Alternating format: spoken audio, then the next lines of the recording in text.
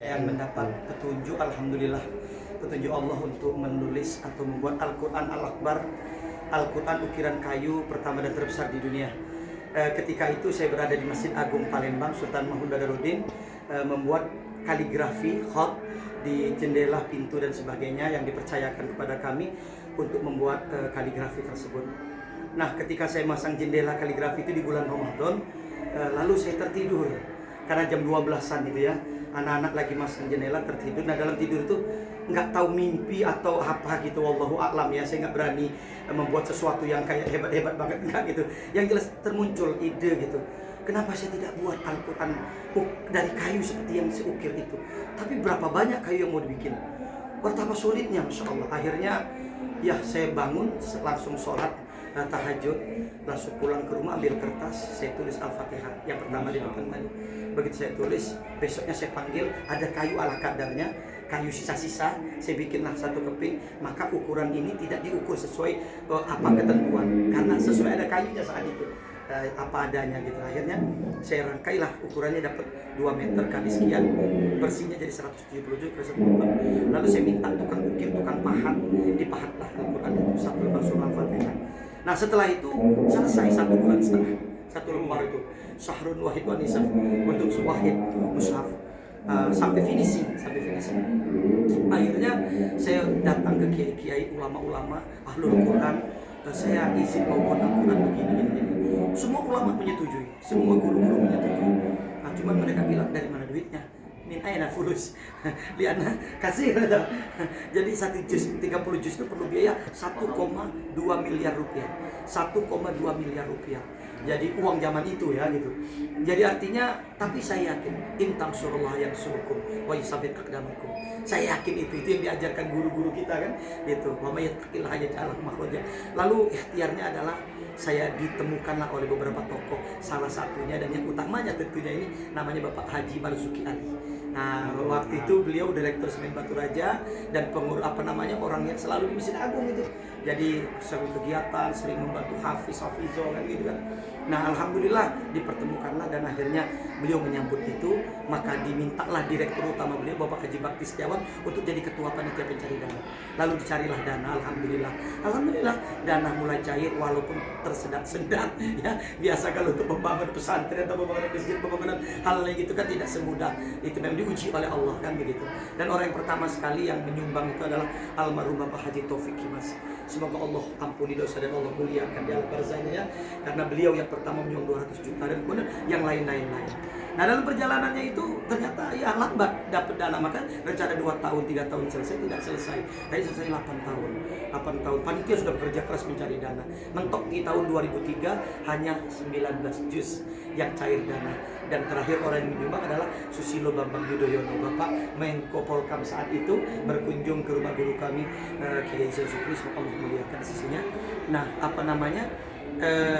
beliau menyumbang 1 juz. Nah, dari sana saya berdoa kepada Allah, ya Allah, beri saya kekuatan, beri kami bagaimana bisa menyelesaikan juz ke-10-nya. Tiba-tiba orang-orang dari sebuah partai yang baru berdiri itu mengajak saya untuk menjadi calon DPRD Kota Palembang. Nah, saya tidak politisi, nggak ngerti politik, nggak ngerti apa.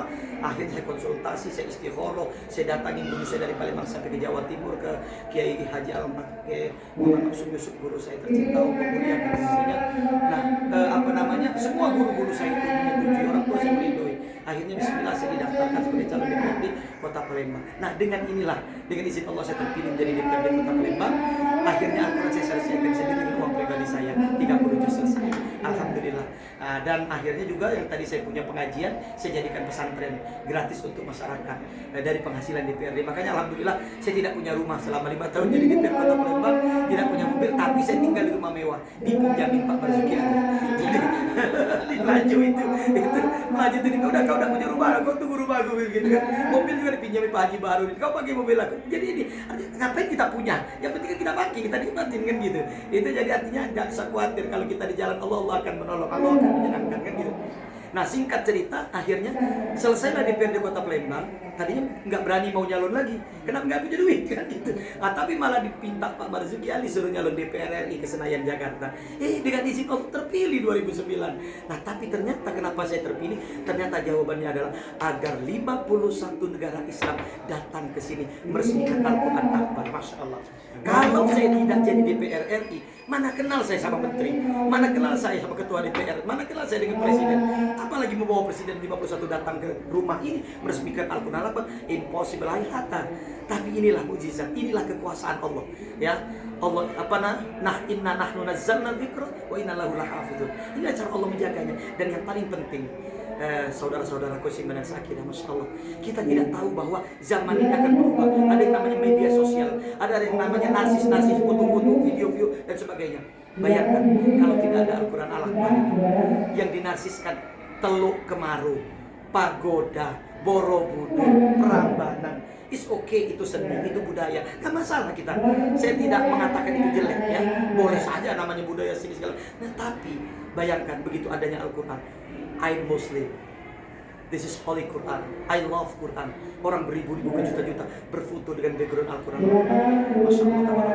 Artinya apa? Allah memberikan petunjuk ini kepada saya dan kepada semua. Diberikan kemudahan untuk buat Al-Quran ini dengan tujuan suatu hari nanti Al-Quran Akbar ini akan menghiasi media sosial. Walaupun baru sekedar dilihat, walaupun sekedar berfoto, diselfiekan, tidak apa-apa. Step by step, by proses. Maka sekarang kita bangun terus, kita akan bangun terus. Dan saya bersyukur kedatangan Syekh hari ini. Ini satu kehormatan, satu berkah Syekh. Masya Allah, begitu saja yang syukur besar. Begitu saja yang ngasih tahu, saya berkah banget ini. Ya, luar biasa. Artinya apa? Ini banyak ulama-ulama yang sudah datang ke sini. Mohon doanya Syekh. Ya, mohon doa amin. Agar Al-Quran betul-betul bermanfaat dan kita bangun di sini pusat kajian Islam. Dan saya punya cita-cita Ustaz Yayan. Kalau ada ulama apapun, mau tingkat nasional maupun tingkat kampung yang datang ke Palembang, datang ke Al-Quran, kita siapkan fasilitas semuanya. Itu cita-cita saya. Ya insya Allah. Jadi ada baitul ulama di tempat ini, ya baitul Quran di sini.